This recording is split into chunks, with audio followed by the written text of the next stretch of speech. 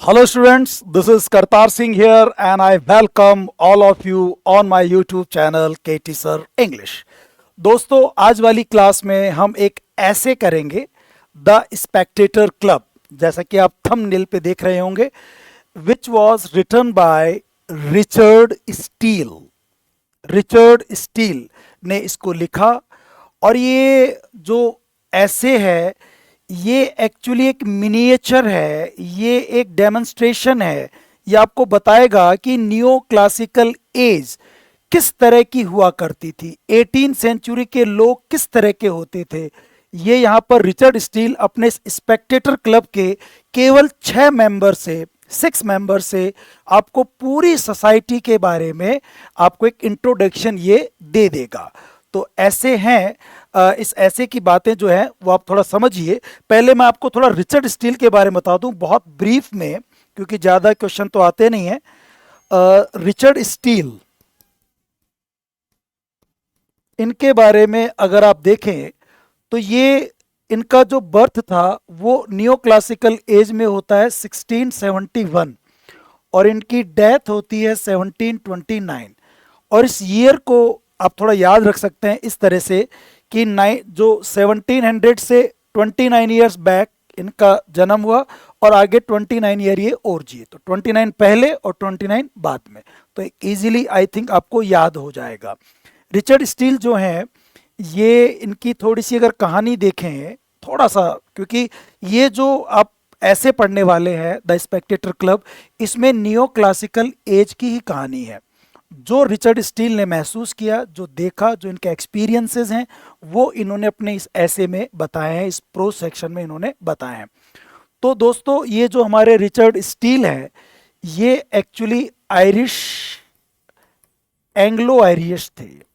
Anglo Irish मतलब इनके जो फादर थे वो एंग्लो थे, इंग्लैंड के थे। इनके दादा आयरलैंड में जनरल वगैरह थे और वहाँ कमांडेंट थे, और वहीं पे इनके बच्चे वगैरह पैदा हुए, तो वहाँ किसी आयरिश वुमन से इनके फादर ने शादी कर ली थी। तो ये एंग्लो आयरिश हैं। एक बात, जब ये केवल 4 साल के थे, केवल 4 इयर्स जब ओल्ड थे, इनके फादर की डेथ हो जाती है। इनके फादर एक सेक्रेटरी थे, किसी बड़े एक अधिकारी के, एक ड्यूक के सेक्रेटरी थे, ऑनमॉन्ट करके को ड्यूक थे उनके। फिर उसके 1 साल बाद ही इनकी मदर डेथ हो जाती है। ओनली 1 ईयर आफ्टर इनकी मदर की भी डेथ हो जाती है, यानी कि अब इनके फादर मदर नहीं है। लेकिन पैसे वाइज तो कोई कमी थी नहीं, इनके दादा और इनके जो अंकल आंट थे उन्होंने इनको पाला पोसा। और जिसके सेक्रेटरी थे ड्यूक के, इनके फादर, उनके फिर जो इसके अंकल थे वो भी उनके सेक्रेटरी बन गए, एक हायरार्की के हिसाब से, एक मतलब हेरिडिटरी के हिसाब से। और फिर जो है आप ये कह सकते हैं कि इनको पढ़ाया गया उस ड्यूक के एक, आप कह सकते हैं कि ड्यूक की सिफारिश से इनको एक अच्छे स्कूल में पढ़ाया गया। बाद में उसी स्कूल में ही इनकी मुलाकात होती है जोसेफ एडिसन से, जो इनके बहुत अच्छे दोस्त बनते हैं। और जो आप स्पेक्टेटर क्लब जो देखते हैं, ये एडिसन और स्टील इन दोनों का ही कोलैबोरेशन में लिखा गया एक ऐसे है। इन दोनों के कोलैबोरेशन में लिखा गया एक ऐसे है, जिसमें शुरू में 555 एसेज थे, बाद में ये 635 एसेज हुए। ये बात करेंगे हम लोग थोड़ी देर बाद में। तो इनकी दोस्ती होती है, जो इनकी दोस्ती कई सालों तक, मतलब लॉन्ग लाइफ ये दोस्ती रही और काफ़ी सालों तक इनकी दोस्ती चली। ये इनका शुरुआती दौर है। फिर ये कॉलेज वॉलेज में गए। जो हमारे ये स्टील साहब है ना, ये शुरू से ही थोड़े से रिवोल्यूशनरी रेबल टाइप के थे। इनको ना क्रिस्टोफर मार्लो कहा जाता है, एक तरह से आप ये कह सकते हैं, जो बहुत ऐसे मतलब एक वो बोहेमियन लाइफ जीते थे। इनका सेक्सुअल चीज़ों में बहुत इंटरेस्ट था, ड्रिंकिंग में इनका बहुत इंटरेस्ट था, ड्रिंकिंग को बहुत पसंद करते थे। पार्टीज, फ्रेंड्स, इनके जो फ्रेंड्स थे वो हुलीगन्स टाइप के होते थे, हुलीगन्स और रफियंस टाइप के दोस्त होते थे। रैकिश, रैकिश, रैकिश मतलब जो बहुत ज़्यादा सेक्सुअल एक्टिविटीज़, ड्रग्स, ड्रिंकिंग, इनकी लाइफ में वो इन्वॉल्व रहते थे। और एक्चुअली नियो क्लासिकल एज थी भी ही ऐसी, बिल्कुल urban life, standard modern life को जीते थे। स्टैंडर्ड तो मैं नहीं कहूँगा, मॉडर्न लाइफ, अर्बन लाइफ, जिसमें ड्रिंकिंग है, ड्रग्स है, लोगों को विमेनाइजिंग का शौक है, और कॉमेडी ऑफ मैनर्स चल रहे हैं। नियो क्लासिकल एज में रिस्टोरेशन कॉमेडी चल रही है। चार्ल्स सेकंड, आपको ध्यान होगा, वो राजा बनते हैं चार्ल्स सेकंड 1660 में, और वो सबको आदेश देते हैं कि पूरा लिटरेचर चेंज कर दो। ड्रामा वापस शुरू हो गया था जो कॉमनवेल्थ पीरियड में बंद हो गया था, तो ड्रामा जो थे वहाँ रीस्टोरेशन ड्रामा चल रहे थे। ये समझना बहुत ज़रूरी है इस पूरे ऐसे को समझने के लिए। रीस्टोरेशन ड्रामा चल रहे थे, जो बिल्कुल पसंद थे चार्ल्स सेकंड को, वही लिखा जा रहा था। आम पब्लिक के लिए नहीं लिखा जा रहा था, शहरी कोर्ट के लोग, एरिस्टोक्रेटिक फैमिली, उनके लिए लिटरेचर लिखा जा रहा था, और राजा महाराजाओं की कहानी लिखी जा रही थी। इसलिए पुराना क्लासिकल वापस आ गया। पहले के ज़माने में राजा महाराजाओं की कहानी होती थी, ये वापस राजा महाराजाओं की कहानी लिख रहे हैं, और राजा महाराजाओं को बहुत बड़ा स्तर का बनाया जा रहा है, क्योंकि कॉमनवेल्थ पीरियड में आम लोगों का शासन आ गया था। और जो चार्ल्स थे वो इस बात से बहुत चिढ़े हुए थे। चार्ल्स सेकंड, इनके फादर चार्ल्स फर्स्ट को बी हेडेड कर दिया गया था, ध्यान होगा आप लोगों को अगर आपने लिटरेरी पीरियड्स और मूवमेंट्स पढ़े हों। तो चार्ल्स सेकंड जब वापस आते हैं, इन्होंने थिएटर ओपन करवा दिया, और ये कहा था कि लोगों को मजे करने दो। और इस समय के जो लिटरेचर था वो कॉमेडी ऑफ मैनर्स का था। एरिस्टोक्रेटिक फैमिलीज में जो हस्बैंड वाइफ हैं, उनके जो एक्स्ट्रा मैरिटल रिलेशनशिप हैं, उनके बारे में बताया जा रहा था, और हर तरफ जो है सेक्सुअल कंटेंट ही लिखा जा रहा था, जो बहुत ज़्यादा था। और इसमें ये हमारे रिचर्ड स्टील ने भी इस तरह की कॉमेडी ऑफ मैनर्स लिखे हैं, कॉमेडी ऑफ सेंटिमेंटल कॉमेडीज इन्होंने लिखी हैं। और पूरा पूरा एज ही इस था। इनके दोस्त भी ऐसे थे, इनके रॉचेस्टर के साथ खाना पीना होता था, जॉर्ज एथरीज के साथ ही बैठते थे, वो सब भी ऐसा ही लिखते थे। पूरे न्यो क्लासिकल एज में यही माहौल था, और इस स्पेक्टेटर क्लब के थ्रू ये यही बात बताना चाहते भी हैं। तो ये इनका लाइफ रहा। और कई बार इन्होंने कुछ ऐसी बातें भी लिख दी कि इनको कॉलेज से निकलना पड़ा, यूनिवर्सिटी में इनकी पूरी डिग्री नहीं हुई। बाद में ये एमपी बने, लेकिन उन्होंने कुछ ऐसा लिख दिया कि इनको एमपी पद से भी हाथ खोना पड़ा। हालांकि बाद में फिर वापस ही एमपी बन गए, और ये और अच्छे आगे बढ़ सकते थे, लेकिन इनके विचार इस तरह के रिवॉल्यूशनरी थे। और इनके दोस्ती, इनके खर्चे, इनकी पार्टीज कई बार कर्ज में डूब जाते थे। खर्चे ज़्यादा थे इनके, बहुत ज़्यादा पैसे को बर्बाद करते थे। दोस्त इन्होंने बेमतलब के रखे हुए थे, इसलिए जो जोसेफ एडिसन था, जो इनका अच्छा दोस्त था, वो भी इनसे धीरे धीरे दूर हो रहा था। इन्होंने वो सब जिंदगी देखी बहुत नज़दीकी से, करीबी से। और आप देखना पूरे इनका जो स्पेक्टेटर क्लब में जो इनके एसेज हैं, उन सब एसेज में ये यही बातें करते हैं, उनके बारे में बताते हैं कि लोग किस तरह के हैं। इनका देखना, इसमें कैरेक्टर देखेंगे आप, सर रोजर, वो इस तरह का कैरेक्टर रहा है। इसमें एक कैरेक्टर लेते हैं विल हनीकॉम, वो कुछ इस तरह का कैरेक्टर है। तो ये इसी तरह की बातें, क्योंकि इन्होंने खुद एक्सपीरियंस की हैं, तो ये वो बातें बताते हैं। और इनके पूरे ऐसे में आपको न्यू क्लासिकल एज या जो 18th सेंचुरी में क्या चल रहा था, क्या ड्यूक और डचेस और जो एरिस्टोक्रेटिक फैमिली के लोग थे, वो किस तरह का बिहेव कर रहे थे, यही बातें आपको यहाँ बताई जाएंगी। क्योंकि रिचर्ड स्टील का ऐसा ही एक्सपीरियंस रहा है, और ये पूरा इन्होंने देखा और उसके बारे में लिखते हैं। तो जो इन्होंने क्या किया दोस्तों, इन्होंने पहले द टैटलर करके मैगजीन भी छापी थी, द टैटलर, 1709 से 1711 तक। ये खुद का इनका काम था। इसमें थोड़ा बहुत जोसेफ एडिसन ने भी लिखा, और ज़्यादातर रिचर्ड रिचर्ड स्टील ने लिखा। बट फिर इन्होंने इसको कुछ और ऐसे इसके ऊपर बैन वैन लगने की बात हो गई, तो इन्होंने इसको टैटलर को तो बंद कर दिया। फिर जोसेफ एडिसन और इन दोनों ने मिलकर के एक और मैगजीन चलाई, जिसपे हम हमारा ये एक पीरियडिकल चलाया। पीरियडिकल क्या होता है, जिसमें एक पर्टिकुलर काइंड ऑफ सब्जेक्ट पे ही बात होती है, और उसका एक पीरियड ऑफ टाइम के बाद एक स्पैन होता है, जैसे रोजाना, डेली या वीकली या हफ्ते में 2 बार 3 बार ऐसे करके वो पब्लिश होती थी। अब जैसे इसमें सब पर एक तरह का सब्जेक्ट होता था कि जो सोसाइटी है उसके लोग, उनके बातचीत, उनका चाल चलन, वो किस चीज़ों में आनंद लेते हैं, कैसे वो क्लब्स में जाते हैं, कॉफ़ी पीते हैं, ड्रिंक करते हैं, पार्टीज़ करते हैं, लड़कियों की बातें करते हैं, महिलाओं की बातें करते हैं, और एरिस्टोक्रेटिक फैमिली, अर्बन लाइफ की बातें करते हैं। तो वो सब ये बताते हैं। और इन्होंने क्या किया, एक द स्पेक्टेटर नाम से एक मैगजीन, एक पीरियडिकल चलाया। पीरियोडिकल पीरियोडिकल चलाया जिसमें एसेज लिखते थे। और ये इन्होंने शुरुआत की 1 मार्च। आपको ध्यान है 2011 में इन्होंने ये बंद कर दिया, 11 में बंद कर दिया था। तो उसी साल ये दिसंबर में करीब बंद किया इन्होंने, नहीं ये एग्जैक्टली वो डेट याद नहीं है, पर 1711 में इन्होंने बंद कर दिया। और फिर 1711 में 1 मार्च को इन्होंने स्पेक्टेटर जो है वो एक पीरियडिकल चलाया जिसमें ये इनके एसेज आते थे। और ये पहला जो ऐसे था इनका, फर्स्ट इशू, पहला जो इशू था इनका जारी हुआ 1 मार्च को, दूसरा 2 मार्च को, वही 1711। ये जो 2 मार्च को आया ना, उसमें हमारा ये है द स्पेक्टेटर क्लब। 2 मार्च को स्पेक्टेटर क्लब, ये 2 मार्च को आता है और उस दिन था फ्राइडे। इसमें स्पेक्टेटर क्लब जो था, इसका दूसरा नाम ऑफ द क्लब भी है, ऑफ द क्लब। और इसका एक नाम हो रहा है the other members of the Spectator club. पहला तो स्पेक्टेटर खुद हो गया, जो फर्स्ट ऐसे में इन्होंने बताया फर्स्ट इश्यू के अंदर। और फिर स्पेक्टेटर जो है ये क्लब में बैठता है, एक व्यक्ति है जो रिचर्ड स्टील भी हो सकता है, जो ऑब्जर्व करता है, सबको देखता है, ओमनी प्रेजेंट है वो सबको देख रहा है कौन क्या करते हैं। और फिर इस वाले ऐसे में ये 6 मेंबर्स की बात करता है, 6 मेंबर्स। तो इसका एक नाम और है the other members of the Spectator club. इसको ऑफ द क्लब भी कहते हैं, मेंबर्स ऑफ द क्लब या other members of the Spectator club. और इसका एक शॉर्ट में नाम स्पेक्टेटर क्लब है, जो ज्यादा प्रचलित नाम है।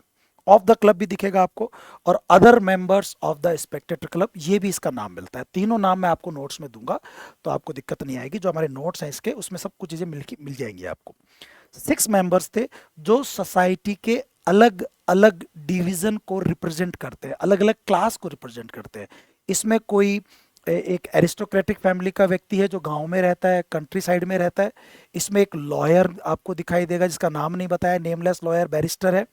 इसमें आपको एक बिजनेसमैन दिखाई देगा, एक मर्चेंट दिखाई देगा फ्री पोर्ट नाम से। इसमें आपको एक कैप्टन आर्मी का मेंबर दिखाई देगा, कैप्टन सेंट्री। इसमें आपको एक क्लर्जीमैन दिखाई देगा, क्लर्जीमैन भी दिखाई देगा आपको इसके अंदर। तो इस तरह से इसमें जो है ना अलग अलग मेंबर्स बताए गए हैं जो सोसाइटी के अलग अलग क्लास को दर्शाते हैं, इंडिकेट करते हैं।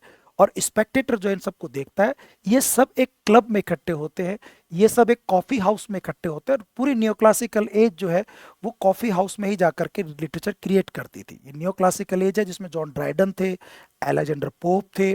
और जो न्यो क्लासिकल एज थी ये 1660 से 1789 जब फ्रेंच रिवॉल्यूशन शुरू हुई, या 1798 ऐसे माना जाता है। ये इसका लाइफ स्पैन है।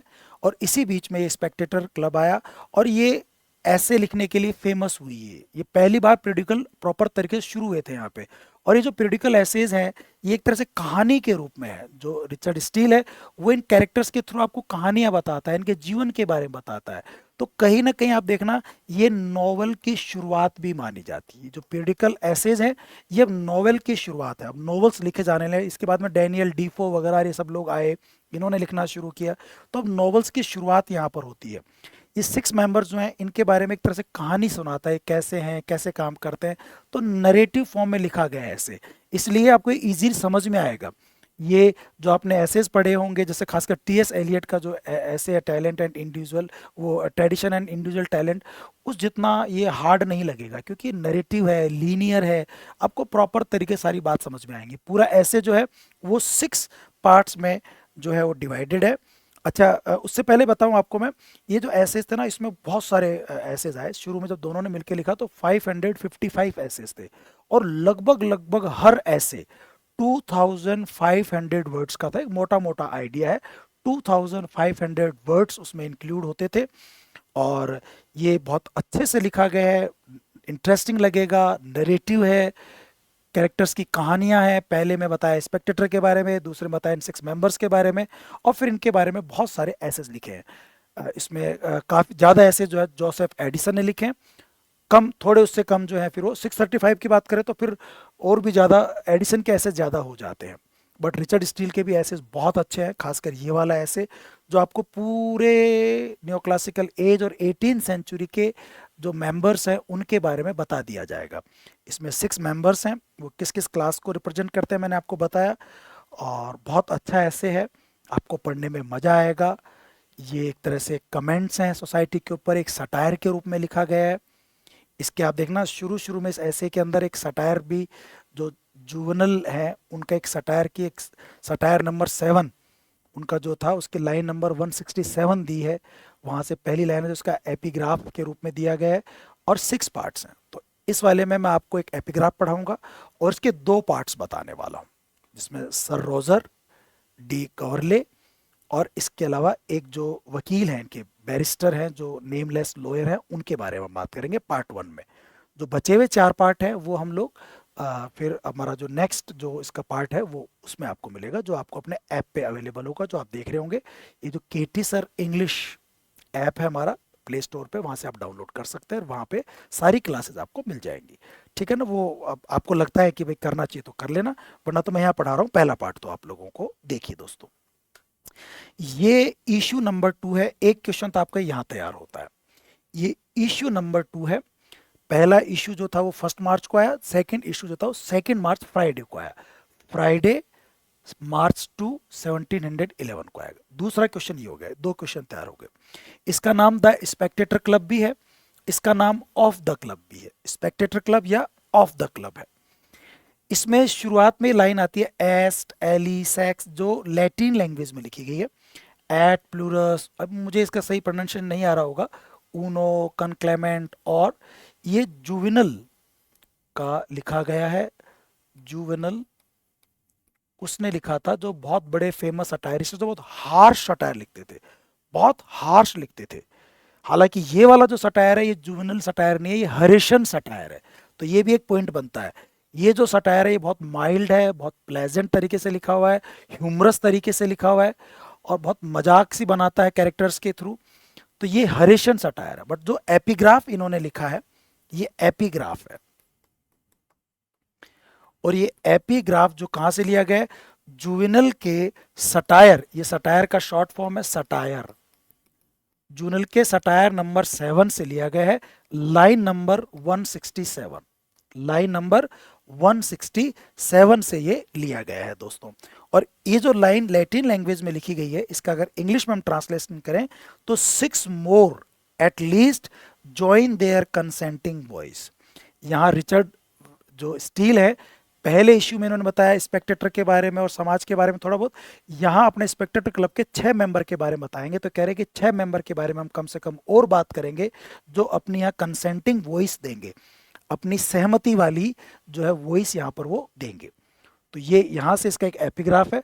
जो आपको एपिग्राफ क्या होता है, क्या पढ़ने वाले हैं आप, जो भी आपका पोएट्री है, ऐसे है, एपिक है, उसमें क्या है तो हमें पता चल जाता है यहाँ एपिग्राफ पढ़ने से। तो उसमें क्या है, 6 लोगों की बात करेगा। किसकी बात करेगा, 6 लोगों की। बहुत सिंपल तरीके से लिखा गया है। मैं आपको यहाँ पर 2 जो लोग हैं इसके शुरू के जो मेन 2 कैरेक्टर हैं उनके बारे में हम बात करने वाले हैं। तो देखिए हियर वी गो, शुरू करते हैं दोस्तों। ये जो पहले कैरेक्टर है इसके, जो गांव साइड में रहने वाले हैं, और ये फर्स्ट पार्ट है, 6 पार्ट में बहुत अच्छे से डिवाइड किया गया है। The first of our society, हमारी सोसाइटी के जो पहले व्यक्ति हैं, the first of our society. ये ध्यान देना, रिचर्ड स्टील एक क्लब में जाते हैं जिसका नाम स्पेक्टेटर क्लब है, एक इमेजिनरी नेम है। ये कैरेक्टर भी सारे इमेजिनरी हैं, फिक्शनल हैं, बिल्कुल नॉवल की तरह। ये कोई हकीकत नहीं है, सटायर है। तो आप सीधा सीधा किसी की मजाक नहीं उड़ा सकते। सब नाम कहीं ना कहीं से रिलेट कर सकते हो कि ये कौन सा ड्यूक है, ये कौन सा बैरन है, तो सबके नाम है अलग अलग। बट ऐसे सीधे नाम बताए नहीं गए। सटायर की यही खूबसूरती होती है कि इनडायरेक्ट तरीके से आप सटायर करते हो। तो ये जो है इसमें आप ये पहला कैरेक्टर है हमारा, the first of our society, जो हमारी सोसाइटी को रिप्रेजेंट करेगा। The first of our society is a gentleman. ये एक जेंटलमैन है। ऑफ, इसका प्रोनाउंसिएशन ध्यान से देखना, वूसस्टश, वूसस्टश। वैसे SHIR शायर होता है, बट ये पूरे का जो प्रोनाउंसिएशन है अगर आप विकिपीडिया में देखेंगे, दिस इज वूसस्टरशर। वूसस्टरशर ये एक जगह है। शर मतलब होता है कोई भी काउंटी, कोई भी डिस्ट्रिक्ट, बड़ा बड़ा टाउन, जैसे यॉर्कशर, हैम्पशायर, ऐसे अलग अलग नाम रख देते हैं ये लोग। तो वूसेस्टरशायर का एक जेंटलमैन है, पहला व्यक्ति हमारा, एंशियंट डिसेंट, इसके जो पूर्वज हैं वो पुराने राजा महाराजाओं के खानदान से बिलोंग करते हैं, मतलब एक बहुत अच्छे पुराने खानदान से बिलोंग करता है। तो आपसे देखो ये क्वेश्चंस बनेंगे इन कैरेक्टर्स के बारे में, इनकी कैरेक्टरिस्टिक्स के बारे में, इनके कोई फैक्ट्स के बारे में। पहली बार ये ऐसे आया है तो इंपॉर्टेंट फैक्ट्स आप जरूर याद रखना। तो मैंने अपने नोट्स में हर कैरेक्टर के बारे में 10-10, 20-20 ऐसे पॉइंट्स बनाए हैं इंपॉर्टेंट, वो आप याद कर लेना। इस स्पेक्टेटर क्लब के बारे में तो बात की हम लोगों ने, इनके मेनली कैरेक्टर्स हैं उनके बारे में क्वेश्चन पूछेगा, ये यही ऐसे है ये। और इससे आपको पूरे समाज का पता चलता है, उस जमाने का 18th सेंचुरी का समाज कैसा था, 1700 वाली जो 1711, 12, 20, 50 तक कैसा समाज था। एक जेंटलमैन है ये, इसका नाम अभी तक नहीं बताया, नाम आगे आएगा। वूस्टरशायर में रहते हैं और इनके एंशियंट डिसेंट है, मतलब इनके जो पूर्वज हैं वो बहुत प्राचीन काल से राज करते हुए हैं या उस देश में उस जगह पे रहे हुए हैं, इनके दादा परदादा सब। ए बैरनेट, ये एक बैरनेट है। अब बैरनेट क्या होता है, एक बैरन होता है, बैरन इससे बड़ी पोस्ट होती है बैरनेट से, और इससे छोटी पोस्ट होती है नाइट। नाइट, एक तरफ बैरन है और एक तरफ नाइट है, उनके बीच में एक पोस्ट होती है बैरनेट। ये एक तरह से बहुत लोवेस्ट रैंक है, जैसे किंग होता है, ड्यूक होता है, अर्ल होते हैं, बैरन होते हैं, फिर बैरनेट होता है, और सबसे छोटी रैंक होती है फिर नाइट, जो राजा किसी एक आम आदमी को भी पद दे सकता है वो वाला।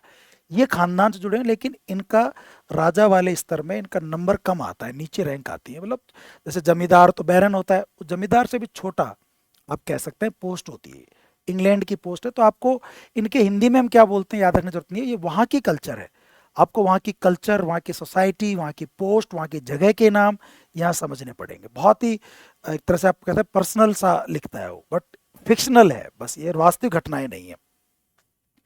वूस्टरशायर में एंशियंट डिसेंट से बिलोंग करता है, एक बैरनेट है।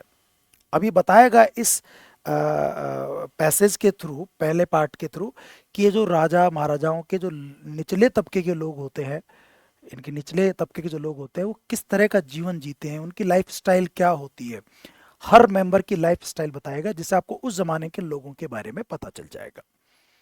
His name Sir Roger de Coverley, ये पहला इंपॉर्टेंट, ये पहला आपका कैरेक्टर है, इसका जिक्र होगा। 6 मेंबर बताएगा, 6, उसमें पहला कैरेक्टर आएगा सर रॉजर डी कवरले।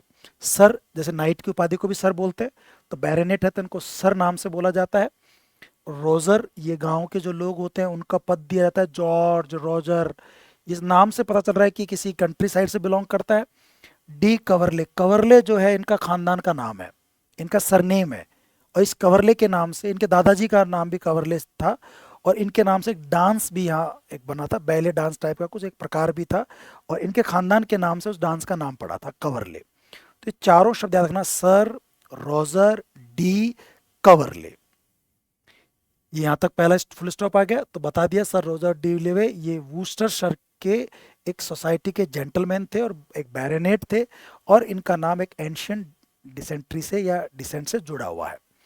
आगे पढ़ते हैं इसके बारे में। हिज ग्रेट ग्रैंडफादर, इसके जो ग्रेट ग्रैंडफादर थे, परदादा आप कह सकते हैं अपने हिंदी में, दादा के पिताजी, वॉज इन्वेंटर, वो खोज करने वाले थे, इनके जो दादाजी थे वो खोज करने वाले थे, किसके, of that famous country dance.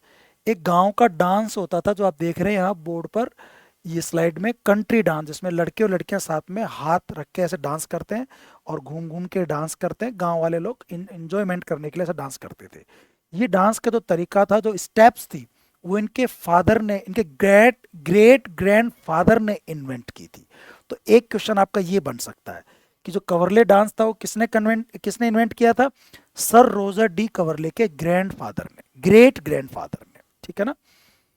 Which is called after him, जो इनके नाम से ही पड़ा है, इनके दादाजी के नाम से ही पड़ा है। एक इंपॉर्टेंट इंफॉर्मेशन आपके पास ये आ गई। इनके सबके अलग अलग पॉइंट्स बना सकते हो जो मैंने बना दिया आप लोगों के लिए। वैसे तो ऑल हु नो दैट, अब ये शायर बोलेंगे, यहाँ इसको शर कह रहे थे, वूस्टरशर, वूसस्टरशर, यहाँ पे शायर, शायर में एक काउंटी होता है, एक डिस्ट्रिक्ट होता है, एक बड़ा शहर होता है। ऑल हु नो दैट शायर, जो सब इस शायर को जानते हैं, वूस्टरशर को जानते हैं, वो सब सर रोजर डी कवरले को भी जानते हैं, उनको भी जानते हैं। इतना बड़ा नाम है, सब जानते हैं इनको, बड़े खानदान से हैं, बैरनेट हैं, सब जानते हैं इनके वहां पर उनको। और वेरी वेल एक्वेंटेड, खूब अच्छा से लोग इनको जानते हैं, वेरी वेल एक्वेंटेड, खूब अच्छे से इनको जाना जाता है। With the parts and merits of sir Roger, with parts and merits, इनकी सब चीजें, एक एक बात, एक एक पार्ट्स, इनकी एक एक मेरिट्स के बारे में, इनके गुण अवगुण के बारे में, सब के बारे में, अंग अंग से, इनके एक एक चीज से वाकिफ हैं, रग रग से वाकिफ बोलते हैं ना, इनके बारे में सब कुछ जानते हैं वहां के लोग। कैसे थे देखो, अब आपको पता चलेगा। ही इज अ जेंटलमैन, एक बात आ गई, इसकी पहचान, पॉइंट बन गया, ये एक जेंटलमैन है, बहुत सज्जन पुरुष है, गलत सलत नहीं बोलते, पढ़े लिखे हैं, जेंटलमैन है। That is very singular in his behaviour, जो अपने बिहेवियर में बिल्कुल अनोखे हैं, अलग हैं, सिंगुलर है, इन जैसा कोई दूसरा नहीं है। इनका एक बड़ा ही अलग बिहेव है। कैसा बिहेव है? इस जो सिंगुलरिटीज है, जो इनका एक अनोखापन है, ये जो स्ट्रेंजनेस है, सिंगुलरिटीज मतलब इनकी जो स्ट्रेंजनेस है, जो इनका जो इनका अनोखापन है, स्ट्रेंजनेस है, ये आप कह सकते हैं प्रोसीड फ्रॉम इस गुड सेंस, ये अच्छे तरीके से लेंगे आप, गुड सेंस में। ये स्ट्रेंज है, सिंगुलरिटी इनके अंदर है, बट बैड सेंस में नहीं, एक गुड सेंस में, बहुत अच्छे इंसान है, बढ़िया इंसान है पहले रोजर जो है। And are contradictions to the manners of the world, और इनके जो अच्छापन है, इनकी जो अच्छाइयां हैं, वो इस दुनिया के मैनर से अलग है, कॉन्ट्राडिक्ट है, बिल्कुल विरोधाभासी है। दुनिया बहुत खराब है, दुनिया बहुत गलत है, गलत फायदा उठाती है, गलत बिहेव करती है, लेकिन ये हमारे ऐसे नहीं है। Manners of the world, only as he thinks the world is in the wrong, only as he thinks, बस ये सोचते हैं कि the world is in the wrong, उनको पता है कि दुनिया गलत है। द वर्ल्ड इज रॉन्ग बोल दो या the world is in the wrong बोल दो, ये थोड़े सब ज्यादा यूज कर ले, बात एक ही है। ये कहते हैं कि दुनिया बेकार है, गलत है, लेकिन ये बाय नेचर बहुत अच्छे हैं, जेंटलमैन है, ये गुड सेंस वाले व्यक्ति हैं, अच्छे इंसान है रोजर, इनको इनके शहर में सब जानते हैं। ये बैरनेट हैं, जेंटलमैन है, बिहेव में थोड़े अलग है, सिंगुलर हैं, अलग हैं, लेकिन अच्छे तरीके से अलग है, बुरे आदमी नहीं, दुनिया बुरी है ऐसा कहते भी हैं ये। फिर देखिए, however this humour creates him no enemies, हालांकि दुनिया की मजाक उड़ाते हैं, लेकिन इनकी मजाक उड़ाने से लोग इनके दुश्मन नहीं बनते, क्योंकि ये अच्छे सेंस में बातें करते हैं। ये कोई ऐसे मिज़ानथ्रोपिस्ट नहीं है, ये फिलानथ्रोपिस्ट व्यक्ति हैं, बहुत परोपकारी हैं, अच्छे तरीके से, क्योंकि खुद अच्छे हैं, इसलिए इनको दुनिया जब ये देखते हैं तो इनको लगता है बहुत चालबाज लोग हैं, बहुत गलत है, चीट करने वाले लोग हैं, इनके साथ भी चीट हुआ है, इसलिए ये दुनिया को गलत मानते हैं। For it does nothing with सारनेस, क्योंकि ये ऐसे व्यक्ति हैं जो कभी भी सारनेस, कभी भी बिटरनेस के साथ व्यवहार नहीं करते, ये कभी ना किसी से गलत बिहेव नहीं करते, ऑब्स्टिनेसी, कोई जिद नहीं करते किसी के लिए, ये लोगों की बात मान लेते हैं, जिद नहीं करते, गलत बिहेव नहीं करते। And is being unconfined to modes and forms, और ना ये अनकन्फाइंड है, कन्फाइंड होता है ना बंधे हुए होना, अनकन्फाइंड यानी फ्री, बिल्कुल फ्री हैं ये, बहुत लिबरल लिबरल नेचर के हैं, मॉडेस्ट नेचर के हैं, मॉडर्न ख्यालात के हैं, ये बंधे हुए नहीं है टू मॉड्स, रीति रिवाजों से, जो मॉड्स हैं, जो जो चलन चले आ रहे हैं, जो तौर तरीके चले आ रहे हैं, कस्टम्स, मॉड्स यानी जो कस्टम्स हैं, जो रीति रिवाज हैं, जो जो फॉर्म्स हैं, जो दुनिया के जो नियम हैं, रिचुअल्स, ये उनसे बंधे हुए नहीं है, अनकन्फाइंड है, ये कन्फाइंड नहीं है, ये इन्होंने अपने आप को लिमिट नहीं कर रखा, ये फ्री हैं, अच्छे ऊंचे ख्यालों के हैं, मॉडर्न ख्यालों के व्यक्ति हैं, भले ही गांव में रहते हों, बट अच्छे ख्यालों के हैं। Makes him but the readier and more capable to please and oblige all who know him, इसलिए ना ये कट्टरपंथी नहीं है, ऑब्स्टिनेट जिद्दी नहीं है कि पुरानी परंपराओं को, रिचुअल्स को, फॉर्म्स को, मोड्स को मानेंगे। ये खुले विचारों के हैं। कोई नई चीज आती है, रेडी होते हैं उसको एक्सेप्ट करने में। नए चेंजेस कोई चेंज उनके हिसाब से चेंज हो जाते हैं, इसलिए इनको नौजवान लोग भी पसंद करते हैं। इनको नई मॉडर्न जो एज के लोग भी पसंद करते हैं, इनको जो इनकी अगली पीढ़ी के लोग हैं, आगे आएगी वो बात। ये रेडियर, ये तैयार रहते हैं, तत्पर रहते हैं, मोर कैपेबल टू प्लीज, हर चीज में खुश होते हैं, कुछ नया परिवर्तन होता है खुश रहते हैं। And oblige all who know him, और ये जो भी इसको जानते हैं, जिनको ये जानता है, उनके प्रति ऑब्लाइज रहता है, मतलब अच्छा बिहेव करता है, ऑब्लाइज रहता है, ये गलत बिहेव नहीं करता है किसी के साथ में। When he is in town, जब ये शहर में रहता है, इसके देखो दो घर है, एक गांव में है, वूस्टरशर में भी है, वूस्टरशर, और एक लंदन में भी घर है इसका। वूस्टरशर में जो रहता है वो गांव वाला इलाका है, लंदन शहरी।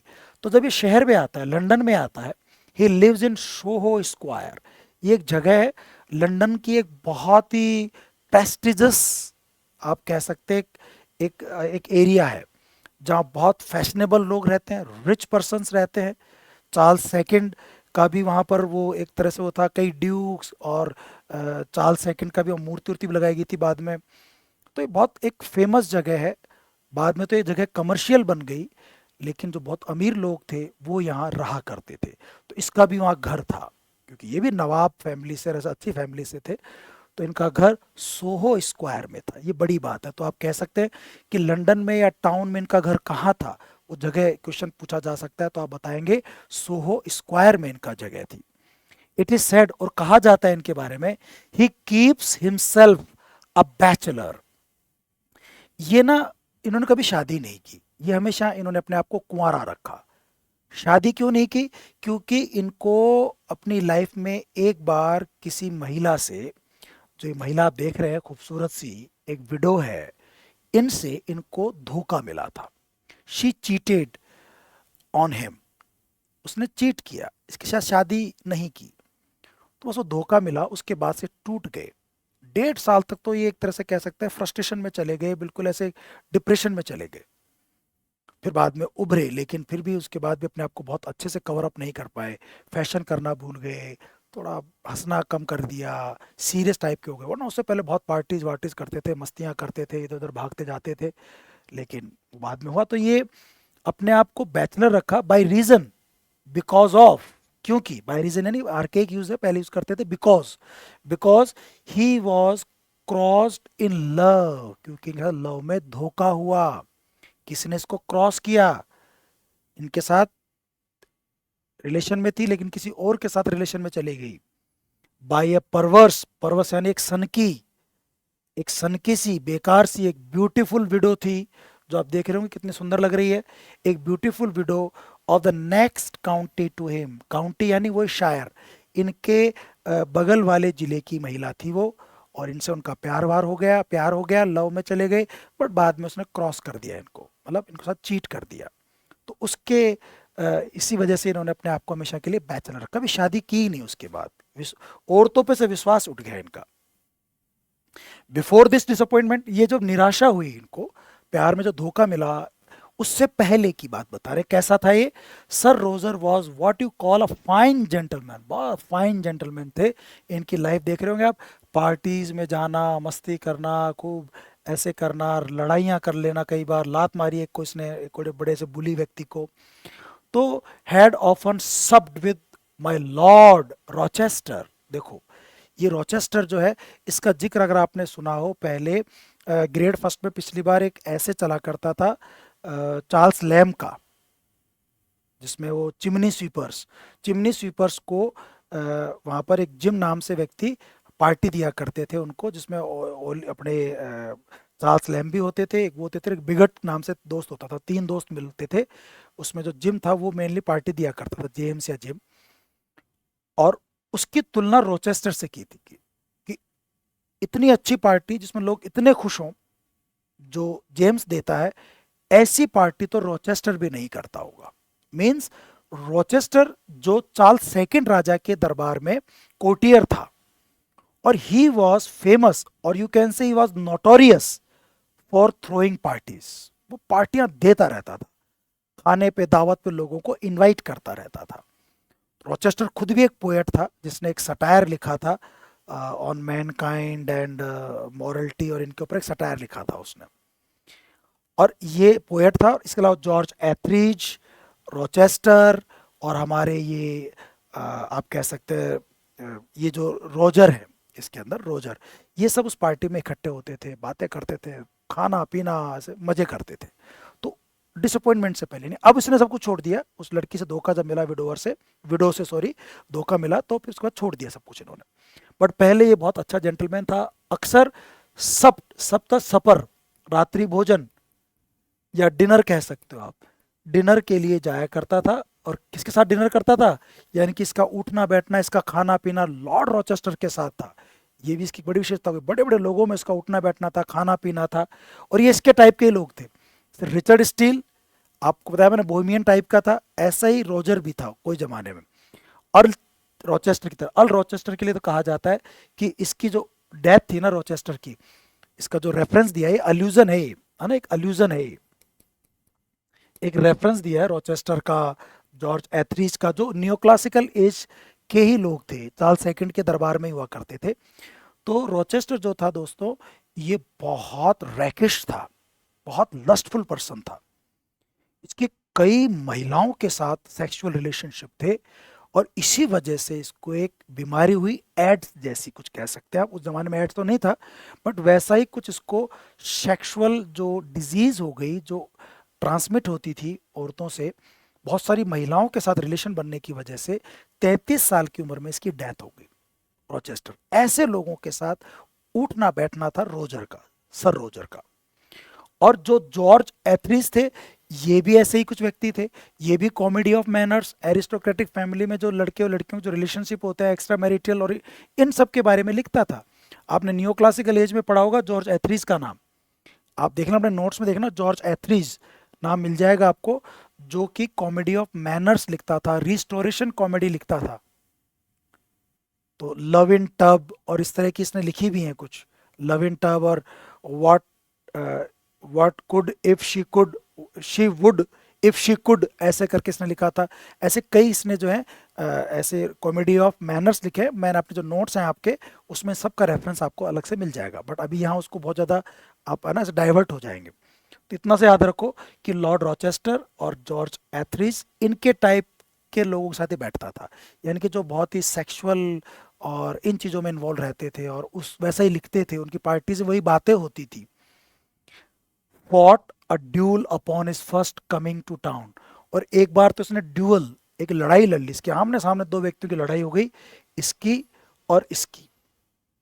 ये एक तो था अपना सर रोजर, और सामने कौन था, इसने लात मारी बुली, बुली यानी गुंडे को, एक बदमाश को, जिसका नाम था डॉसन। ये डॉसन भी इसी टाइप का व्यक्ति था, इस तरह की पार्टी में ये भी आता था।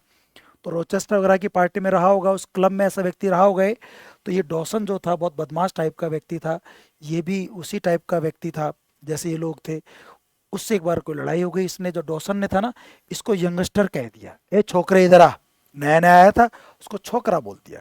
इस बात से चिढ़ गया सर रोजर, और इसने इसको किक, लात मार दी इन अ पब्लिक कॉफी हाउस। तो देखो, ये बता रहा है कि न्यो क्लासिकल एज में 18 सेंचुरी में लोग ऐसे पार्टीज करते थे, कॉफी हाउस में इकट्ठा होते थे, खाना पीना करते थे, ऐसे मस्तियां करते थे, और शराब पीते थे, लड़की लड़कियां की विमनाइजिंग, उनसे रिश्ते बनाते थे, कई महिलाओं से, फैशन हो गया था उस जमाने में कि आपकी कितनी लड़कियों से, कितनी महिलाओं से रिलेशंस हैं, और इस तरह की बातें ये करता है। और एक बार इसने लड़ाई भी लड़ी थी। तो ये हम सर रोजर के बारे में बात कर रहे हैं कि किस तरह का व्यक्ति था, लड़ाई लड़ लेता था, खाता पीता था। ये इसको धोखा मिला एक बार प्यार में, और उसके बाद इसने बैचलर रहने की कसम खा ली थी। आगे बढ़ते हैं इसी के बारे में। But being ill used by the above mentioned widow, लेकिन इसको इल यूज, बुरा यूज किया उसने, उस विडो ने। बट बीइंग इल यूज, क्योंकि इसका बड़ा बुरा यूज किया गया उस महिला के द्वारा, जो विडो थी, जो आपने ऊपर जिक्र किया था, जो विडो थी दूसरे जिले की। He was very serious for a year and half, 1.5 साल तक। तो आपसे पूछा जा सकता है, विडो से चीट होने के बाद, इल यूज होने के बाद कितने साल तक वो सीरियस रहा, 1.5 ईयर, 1.5 साल तक ये सीरियस रहा, 1.5 साल तक सदमे में रहा, डिप्रेशन में चला गया। एंड दो यद्यपि इस टेम्पर बीइंग नेचुरली जोवियल, लेकिन देखो वैसे इसका नेचर जो सीरियस था ही नहीं, ये by nature, instinct by instinct ये व्यक्ति जोवियल था, हंस हंस मतलब खुश मिजाज व्यक्ति था, हंसमुख व्यक्ति था, जोवियल था, ये बहुत जोली नेचर का व्यक्ति था। तो वो 1.5 साल बाद ही अपने आप को फिर कवर अप कर लिया, इसने गेट ओवर कर लिया उस चीज के ऊपर, काबू पा लिया। एट लास्ट गॉट ओवर, इसने ओवरकम कर लिया अपने उस डिप्रेशन के ऊपर और कंट्रोल किया उसके ऊपर। ही ग्रू केयरलेस ऑफ हिमसेल्फ, लेकिन भले ही ये खुश हो गया हो, दुख से निकल गया, लेकिन एक कमी इसमें रही, एक दिक्कत रही, केयरलेस हो गया हिमसेल्फ, अपने पर ध्यान देना बंद कर दिया। भाई जब तक आपके साथ जीवन में कुछ आपका लव है, लड़की है, तो आप तैयार होके जाते हो, उससे मिलते हो, बातचीत करते हो, तो आप हमेशा महकना चाहते हो, अच्छे दिखना चाहते हो। अब जब पता है कि लड़की नहीं है और ना किसी आपको रिलेशन बनाने हैं, आपको लड़की लानी नहीं है अपनी ज़िंदगी में, तो इन्होंने अपने ऊपर ध्यान देना बंद कर दिया। एंड नेवर ड्रेस आफ्टरवर्ड्स, और कभी अपने आप को तैयार नहीं किया, अच्छे कपड़े वपड़े पहन के कभी ड्रेसअप नहीं किया इन्होंने, सजे धजे नहीं है। He continues to wear a coat, एक ही कोट पहनते रहे कई दिनों तक, एक जैसा कोट ही पहनते रहे। कोट चेंज क्यों करना है, किसको दिखाना है, ये फीलिंग आ गई। एक ही कोट पहने रखा, एक ही डबलेट, कोट के नीचे जैसे कोट होता है आप देख रहे होंगे, इसके नीचे जो पहनते हैं ना कपड़ा, एक और होता है जिसमें जनरली यहाँ पर जो है अपने स्लीव्स नहीं होती हैं, यहाँ तक रहता है, एक अंदर शर्ट होती है, शर्ट के ऊपर एक डबलेट होता है डबल, और फिर उसके ऊपर एक कोट पहनते हैं सर्दी वर्दी बचने के लिए, फैशन भी होता है। तो डबलेट जो है उसको भी चेंज नहीं किया, कोट को चेंज नहीं किया, और द सेम कट, एक ही जैसे कट का, एक ही डिजाइन का कोट और डबलेट पहने रखा है इन्होंने कई दिनों तक। Cut that were in fashion at the time of his repulse, ये कोट उस समय पहना था जब लड़की ने उसको धोखा दिया था, रिपल्स किया, वो छोड़ के चली गई थी इसको, है ना। तो उस समय जो कोट पहना था इन्होंने, उस समय जो डबलेट पहना था, बस उसको चेंज ही नहीं किया कभी इन्होंने। कई फैशन आए और चले गए पर चेंज नहीं किया, केयरलेस हो गया, ध्यान देना बंद कर दिया खुद के ऊपर। Office which in is merry humorous, कई बार मजाक में कहता भी है, बताता भी है कि देखो मैं इतना केयरलेस हो गया कि उसके बाद से ही टेल्स अस, बताता है, has been in and out 12 times since he first wore it, जब उसने पहली बार पहना था उसके बाद से लेके आज तक इस कोट का, इस डबलेट का फैशन 12 बार आया और 12 बार चला गया, 12 टाइम्स, 12 बार ये फैशन आया, इन हुआ, in fashion, out of fashion, 12 bar fashion में आ गया, उसके बाद 12 बार फैशन में चला भी गया। लेकिन इन्होंने बदला नहीं, क्यों बदलूं, किसके लिए बदलूं, कौन है जिसके लिए बदलूं, किसके लिए तैयार हूं। गाना सुनो, सजना है सजना मुझे सजना है सजन के लिए, अब सजन ही नहीं है तो काहे के लिए सजना। तो ये फिर इन्होंने सजना संवरना बंद कर दिया, कपड़े जो पहन रखे हैं वो पहन रखे हैं, वो चीज इनके साथ हुई। He is now in 56 year, एक और इंपॉर्टेंट क्वेश्चन बन गया आपके लिए, इनकी एज कितनी है भाई, 56, बहुत इंपॉर्टेंट बात हो गई।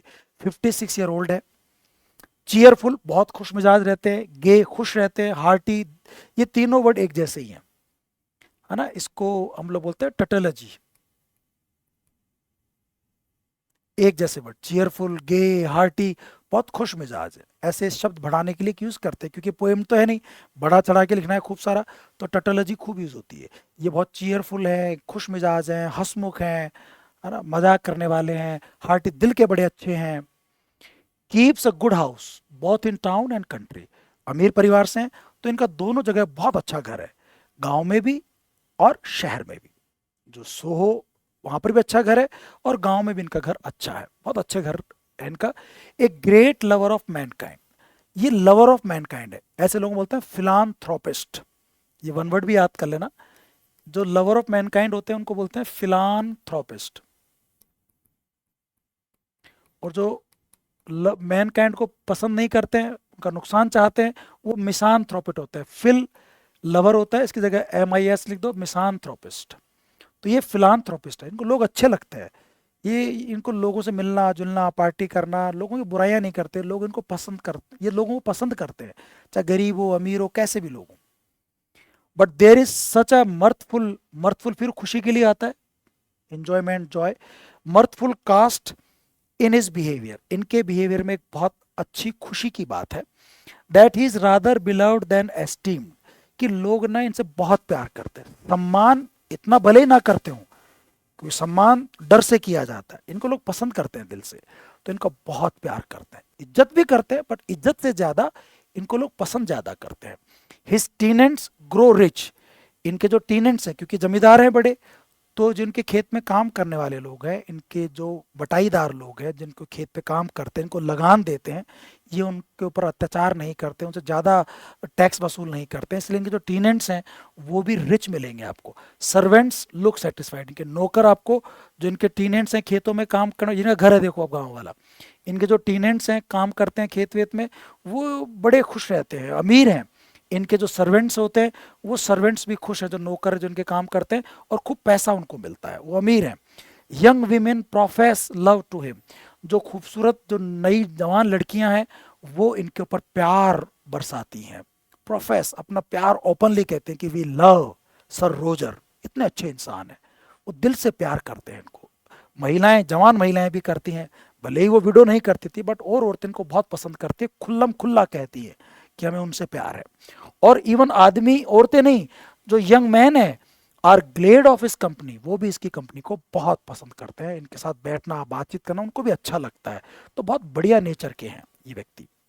फिर देखो इनके बारे में, when he comes into a house he calls the servants bye their names, जब ये घर आते हैं तो अपने नौकरों को नाम से बोलते हैं, टॉम इधर आओ, स्मिथ इधर आओ, उनको नौकरों को नाम से बोलते हैं।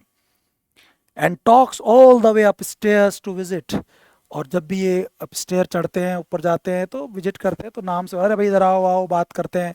I must not omit that sir Roger is a justice of the quorum, अब ये स्पेक्टेटर बता रहा है अपने को, इसमें एक सातवां कैरेक्टर स्पेक्टेटर है जो इन सबको देखता है, वो कह रहा है कि मैं, आई मतलब जो स्पेक्टेटर है, स्पेक्टेटर, ये कहता है, I must not omit that sir Roger is justice of the quorum, मैं ये कहना नहीं भूलूंगा कि जो सर रोजर है वो एक जस्टिस भी है, उनके बिना कोरम पूरा नहीं होता। गांव में जब भी कोई न्याय वगैरह होता है, हर साल में 4 बार ऐसा मीटिंग होती है क्वार्टरली, उसमें इनके बिना कोरम पूरा नहीं होता, ये एक नेसेसरी जज है उसके अंदर, शांति के लिए, जब शांति की बात होती है, मामले सुलटाए जाते हैं, सुलझाए जाते हैं, तो उनमें ये जस्टिस का रोल प्ले करते हैं, जस्टिस ऑफ पीस कोरम के अंदर ये आते हैं, इनके बिना नहीं होता। He fills the chair at a quarter session, quarter session यानी साल में 4 क्वार्टर होते हैं, हर 3 महीने के बाद एक सेशन होता है गांव में, उसके ये जरूरी पार्ट होते हैं, विद ग्रेट एबिलिटीज, और ऐसे नहीं, इनमें बहुत एबिलिटीज भी हैं।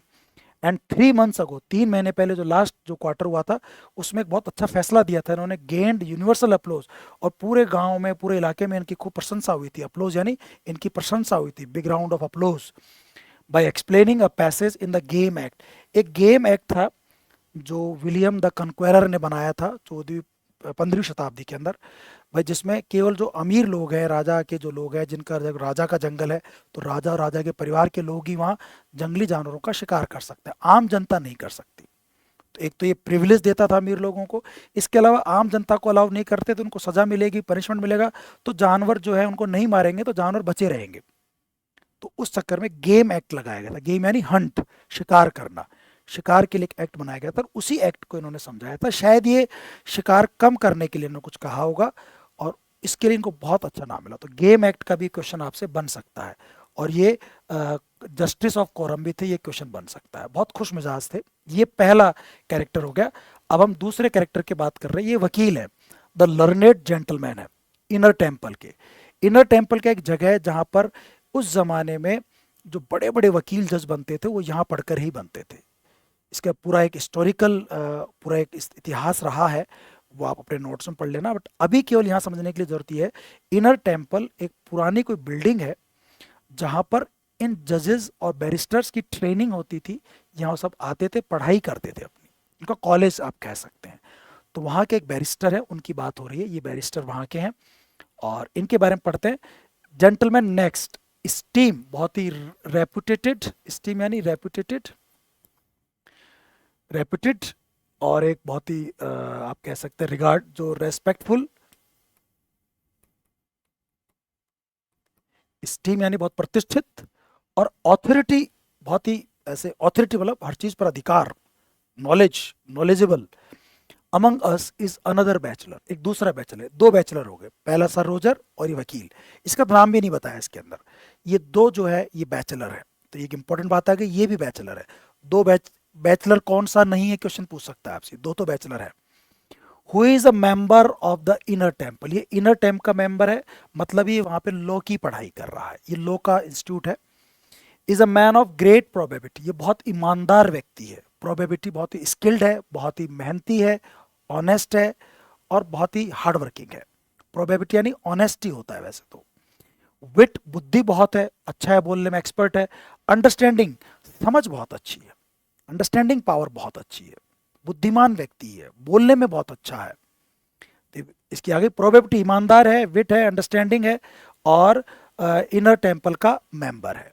इसका नाम कहीं नहीं दिया गया, बैचलर भी है, ये ध्यान रखना। But he has chosen his place of residence rather to obey the direction of an old humoursome father than in pursuit of his own inclination. देखो, ये जो लॉ का प्रोफेशन इन्होंने चुना, ये अपने खुद के इंक्लिनेशंस की वजह से नहीं, इनके खुद के इंटरेस्ट की वजह से नहीं, इनके फादर के इंटरेस्ट की वजह से। इनके फादर जो बड़े तुनक मिजाजी थे, ह्यूमरस थे, इनके जो फादर थे वो ह्यूमरसम थे, छोटी छोटी बातों पे गुस्सा होने वाले, अगर उसकी बात ना माने अपने फादर की तो नाराज हो जाते। तो उन फादर को मनाने के लिए, उन फादर की बात को रखने के लिए इन्होंने ये पढ़ाई की थी, इसलिए इनर टेम्पल के मेंबर बने थे।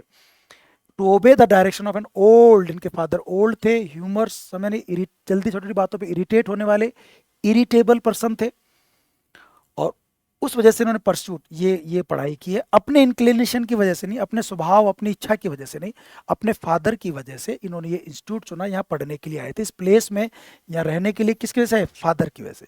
इनका इंटरेस्ट तो लिटरेचर में था, इनका इंटरेस्ट फिलॉसफी में था, इनका इंटरेस्ट ओरिटेशन में था, अच्छे वक्ता बनने में था, स्पीकर बनने में था, इनका इंटरेस्ट लिटरेचर में था। तो कुछ लोग इनकी तुलना ना ड्राइडन से भी करते हैं, ये ड्राइडन रहे होंगे। पहले वाले की तुलना रिचर्ड स्टील से करते हैं, क्योंकि वो भी बैरन वैन टाइप की फैमिली के थे। तो ऐसे कंपेरिजन्स होते हैं अलग अलग, इसमें ये एक सोसाइटी को रिप्रेजेंट करते हैं। He was place there to study the laws, ये यहाँ पर पढ़ाई करने के लिए आते कानून की।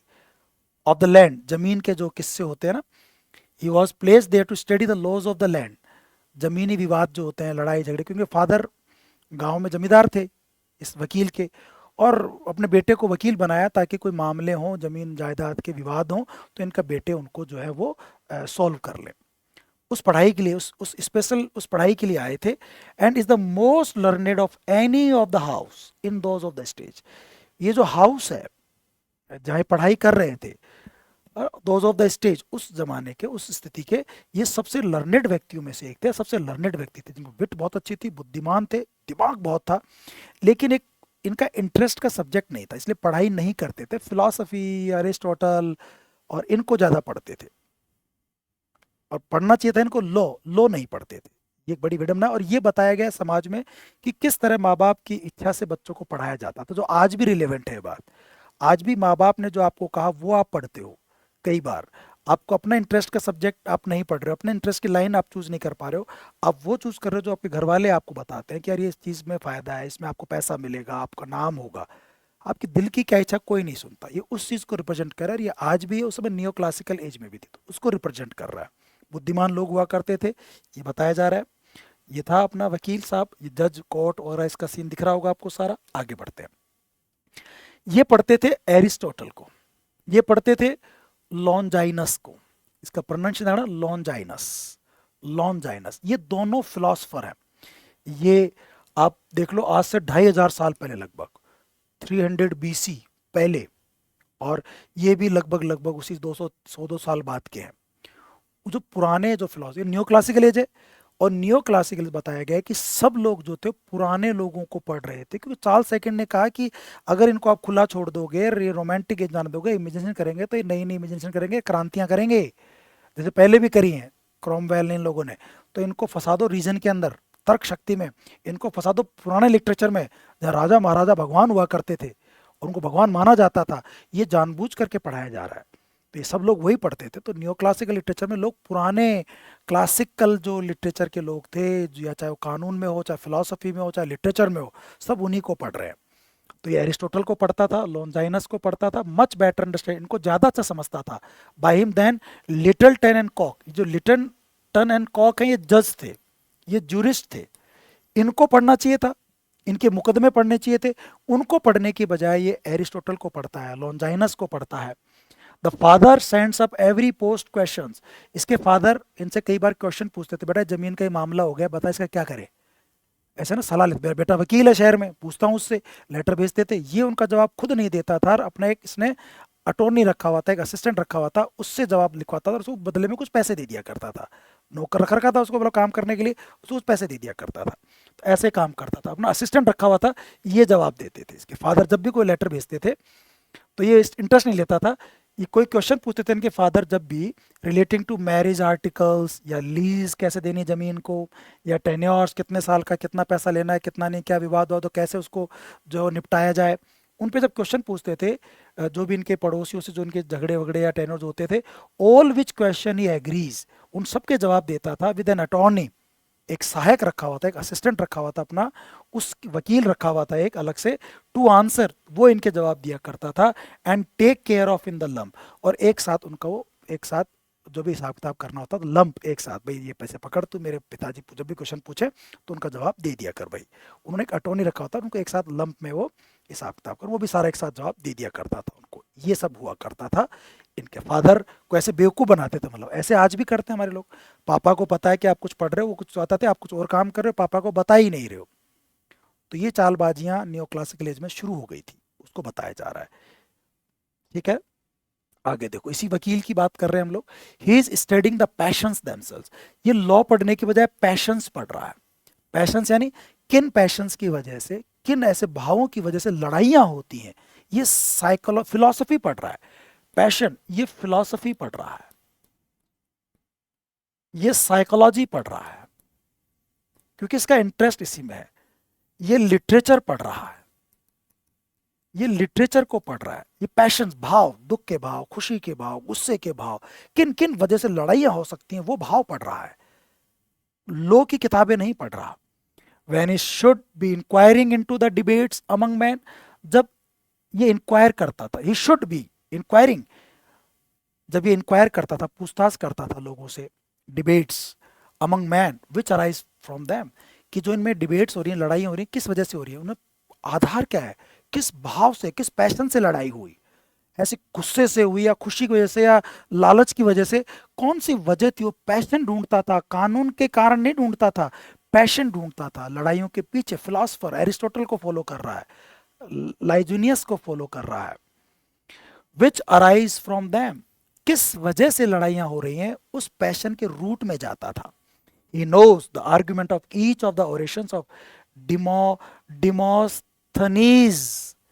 डिमोस्थनीज वॉज फेमस फॉर ओरेशंस, बोलने में बहुत एक्सपर्ट था ये डिमोस्थनीज। और ट्यूली, ये ट्यूली सिसरो है, सिसरो जिसने विरोध किया था एंटनी का, जिसने विरोध किया था उस जमाने के अपने राजा महाराजाओं का, और वो बहुत अच्छा ओरेटर था, बहुत गजब का स्पीकर था। वो ट्यूली हो और डिमोस्थनीज हो, ये बहुत अच्छे ओरेटर्स थे। इन ओरेटर्स को पढ़ता था कि कैसे स्पीच में जीता जाए, कैसे विट पावर बढ़ाई जाए, कैसे हाजिर जवाबी बढ़ाई जाए, कैसे चीज़ों को व्यक्त किया जाए, कैसे लोगों को समझाया जाए अपने भाषण को दे करके, पूरी जनता को कैसे जो मैस्मराइज कर दिया जाए, हिप्नोटाइज कर दिया जाए। ये जैसे बड़े बड़े डिमोस्थेनीज, टूली, ये भी पुराने वही हजारों साल पुराने फिलोसफर हैं, ओरेटर्स हैं, स्पीकर्स हैं। इनकी स्टडी करता था, इनको स्टडी करता था, but not one case in the reports of our own courts. जो इनके कोर्ट्स में जो केस होते थे, उनकी रिपोर्ट्स को नहीं पढ़ता था, किस जज ने क्या फैसला दिया, कौन सी धारा लगाई, कौन सा कानून लगाया, किस कानून से क्या हो जाएगा, कौन सी धारा से क्या, इनको नहीं पढ़ता था। वो ओरेटर्स को पढ़ता था, वो फिलोसफर्स को पढ़ता था, लिटरेचर को पढ़ता था। ऐसा था ये व्यक्ति। No one ever took him for a fool. अच्छा, कोई इसको बेवकूफ नहीं मानता था, किसी को कानून की जानकारी नहीं है, क्योंकि एहसास ही नहीं होने देता था। ये बहुत गजब का ऑरेटर था, लोगों को पता ही नहीं चलता था कि इसको कानून की तो जानकारी नहीं है। कोई इसको बेवकूफ नहीं समझता था, फूल कोई नहीं समझता था इसको, बट नन सिवाय हिज इंटीमेट फ्रेंड्स, बस कि केवल जो खास दोस्त थे ना, इंटीमेट फ्रेंड, बिल्कुल जिगरी, उनको पता था कि यार ये कानून की पढ़ाई नहीं करता, ये अपनी विट से लोगों को बेवकूफ बनाता है, अपने फिलोसफी से, अपने लिटरेचर से, उससे बातें बना लेता है, लोगों को एहसास ही नहीं होता है कि इसको जानकारी है कि नहीं है। केवल इसके खास दोस्त समझते थे, जानते थे। नो, वो जानते थे he has a great deal of wit, कि इसमें भैया बोलने का बहुत गजब का गुण है, ये अपनी बातों से एहसास ही नहीं होने देगा कि इसको कानून की जानकारी भी नहीं है। न फादर को एहसास होने दिया, न बाकी लोगों को। ये उनके केस सुनता था और सुन करके फिलोसफी पैशंस देखता था, उन पैशन का अपने ओरेटिंग पावर से, ओरेटेशन से इलाज कर दिया करता था, और लोगों को एहसास भी नहीं होता था कि कैसा वकील है। केवल दोस्त जानते थे इसके कि यार ये कानून की जानकारी इसको नहीं है, केवल विट पावर अच्छी है, बस उससे खेल खेल रहा है सारा ये। ठीक है, समझ में आ रहा है? This turn makes him at once both disinterested and agreeable. तो ये जो इसकी खासियत थी ना, दिस टर्न मेक्स हिम, इससे ये दोनों चीज बन गया, डिसइंटरेस्टेड। डिसइंटरेस्ट मतलब इस, ये किसी भी इसमें ना ऐसे इनडिफरेंट रहता था, ये निष्पक्ष रहता था। डिसइंटरेस्ट मतलब जो जज जो निष्पक्ष रहता है, जो किसी भी पक्ष का वो दुर्भावना से प्रेजुडिस होकर के फैसला नहीं लेता, ये दोनों को सुनता था और पैशन को पकड़ता था और फिर से इलाज करता था। ये डिसइंटरेस्टेड था, डिसइंटरेस्टेड, और लोग इससे सहमत हो जाया करते थे। इसकी एक फैन फॉलोइंग बन गई, लोग इसी को जो है वकील बनाते थे। ये एग्रीएबल था, लोग से सहमत होते थे, इसकी बातों से लोग सहमत होते थे, क्योंकि ये किसी भी पक्ष की सुनता नहीं था। डिस एक होता है अनइंटरेस्टेड, जो रुचि ना ले, एक होता है डिसइंटरेस्टेड, जो कि किसी भी पक्ष के रुचि ना ले, निष्पक्ष रहे। As few of his thoughts are drawn from business, ये कई बार कुछ अपने विचार बिजनेस से भी लेता था, व्यवसाय, business. His thought drawn from business, इसका बिजनेस क्या था? लो बिजनेस। कुछ तो विचार ये बिजनेस से भी लेता था, मतलब अपने लॉ फील्ड से भी लेता था, थोड़ी बहुत तो पढ़ता ही था। They are most of them fit for conversation, और वो थोड़ी बहुत कानून की धारा वारा लगा के कन्वर्सेशन को गजब का फिट कर लिया करता था। और बिजनेस यहाँ कह सकते हैं जो मर्चेंट और व्यवसाय जो होते हैं वहां से भी, और इसका खुद का बिजनेस लॉ बिजनेस था, तो वहां से भी कुछ चीजें ले लिया करता था और अपने कन्वर्सेशन को बिल्कुल फिट बना दिया, लोगों को एहसास ही नहीं होता था। His taste of books in little too just for the age he lives in, इसका जो बुक्स का टेस्ट था, बुक्स बहुत पढ़ता था, बुक्स बहुत पढ़ता था, लिटरेचर, फिलोसफी, साइकोलॉजी, ओरेटिशन, इनकी बुक्स बहुत पढ़ता था। लेकिन इसका जो टेस्ट था ना, little too just for the age, उसकी एज के लिए सही नहीं था। वो जो वर्तमान एज थी ना, वो इसको इतनी बुक्स अच्छी नहीं लगती थी, उनमें कमियां निकालती, क्योंकि उसने पुराना लिटरेचर बहुत पढ़ रखा था। ये न्यू क्लासिकल वाले क्लासिकल लिटरेचर को अच्छा मानते हैं, कहते हैं वो बेस्ट लिटरेचर है, ऑगस्टस टाइप का, ऑगस्टन एज के टाइप का जो था, ग्रीक, लैटिन, रोमन लिटरेचर जो हजारों साल पहले लिखा गया, होमर, वर्जिल, इनको पढ़ना पसंद करते थे। तो जो वर्तमान जमाने की जो बुक थी, इनमें बहुत कम इसको इंटरेस्ट आता था। ही हैज रीड ऑल, सब पढ़ता था बुकें, but approve of very few, लेकिन किसी किसी बुक की प्रशंसा करता था, अप्रूव किसी को करता था, ये सबको बेकार ही बता दिया करता था जनरली, क्योंकि ये वो इस लेवल की नहीं है जैसे जो पुरानी बुक्स होती थी। तो ये बहुत अच्छा एक क्रिटिक भी था बुक्स का, बहुत माइन्यूट ऑब्जर्वेशन करता था। तो ये ऐसे बुक्स पढ़ के उनके बारे में बताया करता था वकील साहब। आगे देखो, his familiarity with the custom, इसको पुरानी परंपराएं, क्योंकि ये बुक्स पढ़ता था, पुरानी कस्टम्स, रीति रिवाज इसको पता था, फैमिलियर था। मैनर्स, पुराने तौर तरीके इसको ये जानता था। Actions and writings of the ancients, पुराने जमाने की राइटिंग्स, किताबें इसने पढ़ी थी, उन सब के बारे में इसको डीप नॉलेज थी। और इसी वजह से नई बुक से ज़्यादा ये ऐसे अच्छा कंफर्टेबल फील नहीं करता था। ठीक है ना? Makes him a very delicate observer of what occurs to him in the present world, और इसलिए ना ये बहुत डेलिकेट ऑब्जर्वर था, बहुत डेलिकेट यानी रिफाइंड, बहुत ही बारीकी से देखने वाला, बहुत रिफाइंड, बिल्कुल बारीकी से, बिल्कुल माइन्यूट, रिफाइंड माइन्यूट ऑब्जर्वर था। What occurs to him in the present world, जो भी आज की दुनिया में हो रहा है उसके बारे में बहुत ही माइन्यूट ऑब्जर्वर था, हर चीज को बड़ी ध्यान से देखता था। He is an excellent critic, ये बहुत गजब का एक क्रिटिक था, बहुत अच्छा क्रिटिक था। And the time of Dinesh 5 minute है ना बचा। He is an excellent critic, बहुत अच्छा क्रिटिक था ये। And the time of the play is hour of business, इसका जो time of the play is hour of business, इसका बिजनेस लो नहीं था, उसमें रुचि नहीं आती थी, इसका इंटरेस्ट, माइंड योर बिजनेस, अपना ध्यान दो अपने काम में, इसका काम लॉ नहीं था, इसका काम था प्ले, नाटक, ड्रामा, ड्रामा इसको बड़े पसंद थे। एग्जैक्टली एट 5, ठीक 5 बजे शाम को, ड्रामा शाम को हुआ करते थे, ठीक 5 बजे ही पासेस थ्रू, वो ड्रामा देखने जाता था प्ले। और कहाँ कहाँ से गुजरता था, अब लोकल टच दिया जा रहा है, लंदन की गलियों का और जगहों का नाम बताया जा रहा है। ये गुजरता था न्यू इन से। तो आपसे क्वेश्चन बन सकता है कहाँ कहाँ से गुजरता था, क्या क्रम में थे उस जगह। तो न्यू इन जाता था। न्यू इन एक जो जगह थी, जो इन सराय टाइप कुछ होती है, और ये जो इसका जो इनर टेम्पल था ना जगह, उसी के आसपास की जगह है जहाँ ये देखने जाया करता था ड्रामा वगैरह। New Inn crosses through Russell Court, और फिर रसेल कॉट से गुजरता था, and takes a turn at Will's. और फिर जो विल्स, जो कॉफी हाउस है जहाँ सारे स्पेक्टेटर्स वगैरह सब बैठते थे, सारे मेंबर्स, उस विल में कॉफी हाउस के सामने से गुजरा करता था। कई बार वहां जाके कॉफी भी पीता था। टिल द प्ले बिगिन, जब तक बिग प्ले ना शुरू हो, पहले यहाँ कॉफी पी के, 6 बजे टाइम होगा, पहले कॉफी पी लेते हैं, समय हो गया अब चलो चलते हैं। तो वहाँ विल्स कॉफी हाउस में कॉफी पिया करता था।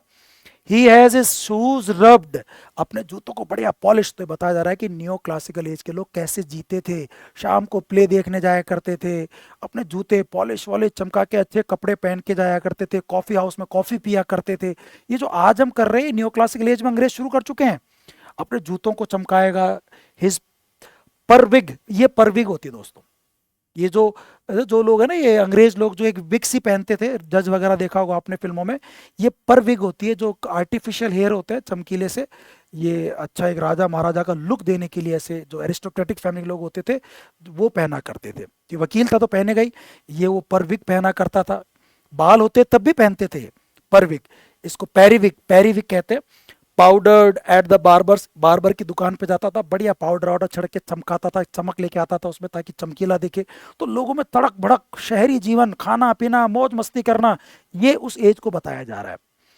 Powder at the barbers, barber की दुकान पे जाकर के पाउडर वाउडर छिड़का के बिल्कुल चमक के तैयार होके निकलता था। As you go into the Rose, और फिर कई बार रोज, रोज एक बार है उसी जहाँ देखने जाता था, वहाँ बार है, पब है, वहाँ जाके अपना बियर वियर पीना, थोड़ा सा ड्रिंक व्रिंक करना, वो भी करता था। तो ये सारे लोगों के जीवन ऐसे था, पैसा खूब था इनके पास, और ये ऐसे काम किया करते थे। It is for the good of the audience. अच्छा, ये नाटक देखने जाता था 5 बजे बाद, 6 बजे नाटक, जो भी 6 साढ़े टाइम होता होगा। और जिस थिएटर में नाटक देखता था ना, ऑडियंस को बड़ा अच्छा रहता था।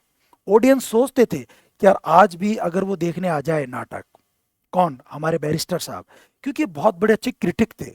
अगर ये पहुंचेंगे तो ऑडियंस, वो जो एक्टर्स हैं वो अच्छी एक्टिंग करेंगे, अच्छी एक्टिंग करेंगे, बढ़िया जान लेकर आएंगे उस कहानी के अंदर, तो ऑडियंस को भी मजा आएगा। तो ये ऑडियंस के लिए बड़ा अच्छा रहता था कि वकील साहब देखने आए, क्योंकि बहुत अच्छा क्रिटिक था ये। तो it was good for the audience when he is at a play, जब वो प्ले में होता तो ऑडियंस को बड़ा अच्छा लगता था, ऑडियंस को बड़ा अच्छा लगता था कि साहब वकील साहब देखना है। For the actors have an ambition to please him, और जो एक्टर्स होते थे उनकी भी एम्बिशन होती थी, उनकी भी महत्वाकांक्षा, इच्छा होती थी कि भाई वो आए तो उनको खुश करें, प्लीज हिम। किसको खुश करें, बैरिस्टर साहब को, उस लॉयर को खुश करें, उसको ऐसा खुश कर दे अपनी एक्टिंग से, क्योंकि वो बड़ा, उसने अगर प्रशंसा कर दी तो एक्टर्स का नाम हो जाए, उसने अगर बुराई कर दी तो फिर एक्टर फेल हो गए। इसलिए एक्टर अपनी जी जान लगा दिया करते थे अपनी एक्टिंग करने में, उसको खुश करने के लिए। और जब उसको खुश करेंगे तो बाकी ऑडियंस भी खुश हो जाएंगे, ऐसा होता था। ये हमारे वकील साहब का कैरेक्टर है दोस्तों। आई होप आपको दोनों जो है कैरेक्टर समझ में आ गए होंगे। एक सर रोजर डी कवरले जो एक बैरनेट है, और दूसरे वकील साहब जो अपने पापा की मर्जी से वकील बने, इसका ध्यान ज़्यादा लिटरेचर में, बुक्स में, प्ले में, ड्रामा में, फिलोसफी में है। इसी तरह से इंटरेस्टिंग तरीके से हम बाकी के कैरेक्टर्स को पढ़ेंगे, लेकिन दोस्तों आपको उसके लिए फिर हमारे ऐप पे आना पड़ेगा, ठीक है ना। वहाँ पे सारी पोएम्स हो चुकी हैं 22 आप लोगों की, और कुछ पोएम्स आपकी ये बची हुई हैं, ये ऐसे बचे हुए हैं, तो वो हम लोग कर लेंगे आने वाले टाइम। ठीक है दोस्तों, थैंक यू सो मच। और बस बाकी तो पता ही है आपको, सब ये थंबनेल कह ही रहा है, वो आप कर ही दें अपने आप। Thank you so much, bye bye, take care.